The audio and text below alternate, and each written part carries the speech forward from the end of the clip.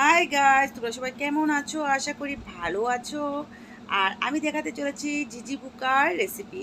তো এই পোকাগুলাকে অনেকে ঘুঘরু পোকা নামেও জানে, রাতের বেলা অনেক সাউন্ড করে।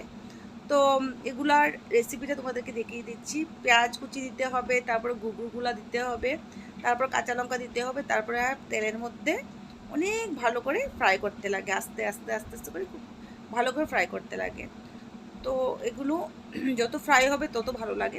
পুড়িয়ে পুড়িয়ে ফেললে কিন্তু হবে না, আস্তে আস্তে হালকাভাবে জিজি পোকাকে ফ্রাই করতে হবে। তারপরে এগুলোকে খেতে লাগে ভাত দিয়ে, তো খুবই ভালো, খুবই টেস্টি লাগে। যারা খেয়েছো তারা জানে এটা টেস্টগুলো। আর অনেকের হয়তো ভালো নাও লাগতে পারে।